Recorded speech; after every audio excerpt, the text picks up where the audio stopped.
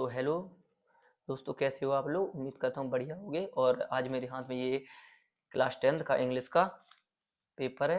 ये वाला इंग्लिश का पेपर रहा है। तो चलिए देखते हैं और इसका एनालिसिस करते हैं, क्या सही है क्या गलत है। तो चलिए, तो अपन इधर पे सबसे पहले देखेंगे द सेक्शन नंबर ए क्या है ना, read the passage carefully and answer the quick of the given value. तो चलिए इसको देखते हैं। और who was the Alfred Nobel was a Swedish chemist, ये सही है इसमें। What did the Alfred Nobel introduce from of nitroglycerine. ठीक है, चलिए तीसरा देखते हैं। तीसरा है what did the bank Sweden introduce of the Nobel prize, तो इसमें 1969। तीसरा देखते हैं why did Alfred leave 32 lakh in this will, तो इसमें इन फाइनेंस प्राइसेस फिजिक्स। तो चलिए, और पांचवा देखते हैं who was the first woman to win the Nobel prize, तो इसके लिए अपन लिखेंगे मैरी क्यूरी। चलिए, तो इसके बाद देखते हैं read the passage carefully answer the given in which class did Gandhi ji travelled, कौन सी क्लास में गांधी जी ने यात्रा की, तो इसमें लिखेंगे थर्ड क्लास। इसके बाद who come to meet Gandhi ji at Mumbai railway station, कौन गांधी जी से मिलने आया था, तो लॉट्स ऑफ पीपल, काफी लोग आए थे मिलने के लिए।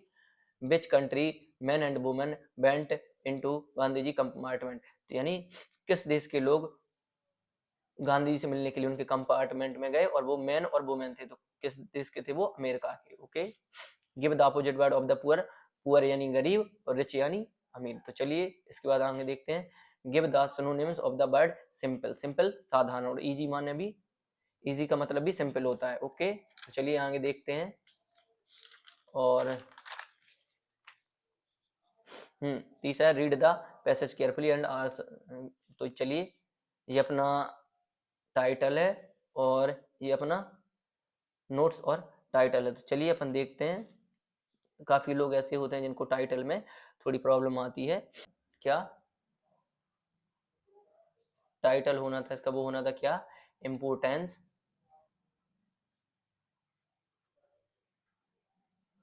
इम्पोर्टेंस ऑफ गेम्स, या आप लिख सकते थे क्या, स्पोर्ट भी लिख देते तो भी चल जाता, स्पोर्ट्स। ओके, तो चलिए आगे देखते हैं। आपकी ये एप्लीकेशन है और टीसी पे एप्लीकेशन, ये आपका जो भी आपने ऐसे वगैरह लिखा होगा, ये आपका ऐसे है। चलिए इधर पे देखते हैं। ये पिक्चर है, ये पिक्चर है जो कि हमें क्या बता रही है, पिक्चर हमें बता रही है। पिक्चर अब में आपको लिखना था कि स्कूल को इम्पोर्टेंस दी गई है और स्कूल से हमें क्या क्या फायदे हैं और हमें रोज स्कूल जाना चाहिए। तो चलिए, जैसा कि अपने अपन ने देखा section C fill in the blanks, ये है माय अंकल इज, तो इसमें एन भरेंगे क्योंकि अपन एम एल ए लिखेंगे, फिर इसको एम को हिंदी में लिख के देखेंगे। अगर ये आ से किधर पे आ के बीच में आ जाता है तो इसमें हम एन लगाएंगे, तो हमने एन इसमें फिल कर दिया। ठीक है ना। ये देखिए दूसरा यू सिट हेयर, तो यू में हमने लगना है, यू में सिट हेयर मतलब आप इधर बैठ सकते हो। इसमें क्या है, परमिशन मांगी जा रही है, तो परमिशन के लिए अपन मे का यूज करेंगे, तो इसमें मे इज द करेक्ट आंसर।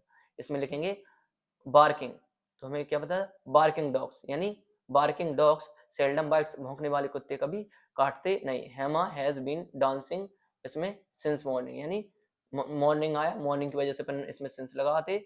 इधर पे आ जाता अपने क्या 2 days 3 days 2 years, तो इसमें अपन लगा देते क्या 4, अगर ऐसा कुछ आ जाता। चलिए the servant did not make a little T, ठीक है ना। मच का प्रयोग अपन क्वांटिटी के लिए करते हैं, मात्रा के लिए, और मैनी का प्रयोग करते हैं जिसको अपन गिनती की जा सकती हो। ठीक है ना। इधर पे देखेंगे इफ, इसमें यूज करेंगे अपन इफ यदि देयर इज अ लाइफ, जहां पे लाइफ है वहां पे उम्मीद यानी hope, there is life where is hope, या there is life there is hope, जहां यदि लाइफ है तो उम्मीद है। ओके, मोहन इज सिटिंग, और हमें पता है कि राम एंड श्याम अगर दो लोग आते हैं तो दो लोगों के लिए अपन क्या बैट मीन यूज करते हैं, और दो से ज्यादा आते हैं तो उधर पे अमंग का प्रयोग करते हैं। तो आपको उम्मीद करता हूँ ये चीज समझ में आ गई होगी। और इसके बाद देखते हैं और क्या है। चलिए ये रहे अपनी डू एज डायरेक्ट। तो इधर पे देखेंगे क्षितिज प्लेस क्रिकेट, तो इधर पे अपन क्या पास्ट इंडेफिनिट में लिखना था, तो अपन क्या कर देते क्षितिज, क्षितिज, इधर पे हम लिखते प्लेड, और पूरा लिख देते प्लेड और क्रिकेट। ओके, इधर पे है राम किल्ड रावण, यानी राम ने, इसको वॉइस लिखना तो अपन क्या लिखते, रावण किल्ड, वाई लगा के क्या लिख देते, राम। ठीक है, इधर पे देखते क्या है, इसमें अपन कहा गया था क्या, हाँ इसको लिखना था तो इसका लिख देते अपन क्या, दे, इसको अपन लिख देते they have bought a new car. Okay, clear. इसके बाद अब talk properly otherwise I shall beat you, ठीक है ना, नियमित बोलो अदरवाइज मैं तुम्हें पीट दूंगा। Okay, clear. इसको 5वां देखते हैं, to find error in others in, ऐसे rewrite the sentence it, to find errors in others की जगह पे इस पे लिख देते it is easy, to find error it is easy, इधर पे इट का यूज कर देते। सिवा कुक्ड फूड, तो इसमें क्या है, नेगेटिव करना था तो सिवा SHIVA सिवा, और इधर पर हम लिखते डिड नॉट, क्योंकि ये नेगेटिव में लिखना था, और जो कुक्ड था ना, अब ये कुक्ड का हो जाएगा कुक और क्या, food. Okay, clear. Using so that, तो अपन क्या है, the box is very heavy, box बहुत भारी है, आई कैन नॉट लिफ्ट, में से उठा नहीं सकता, तो अपन इसको क्या लगा दे, सो दैट की वेरी की जगह पे सो यूज कर देते, तो अपन लिखते द बॉक्स इज, वेरी की जगह सो का प्रयोग, सो हैवी, आई सॉरी, इधर पे अपन लिखते दैट लगाते, अब इसके बाद और फिर पूरा सेंटेंस लिख देते, आई कैन नॉट क्या, lift it. Okay, is that clear. इसके बाद सेक्शन डी देखते हैं, हु वाज द लेंचो कौन था, Lencho was the peasant, Lencho एक किसान था। 10th मई इन साउथ अफ्रीका, तो 10th मई को साउथ अफ्रीका में क्या मनाया जाता है, ऑटोमन डे। इसके बाद monthly accounts on the baker wall recorded, मतलब जो महीने का अकाउंट था वो बेकर कहाँ पे रिकॉर्ड करते थे, तो वो एक स्मॉल वॉल यानी छोटी सी दीवार पे पेंसिल से करते थे।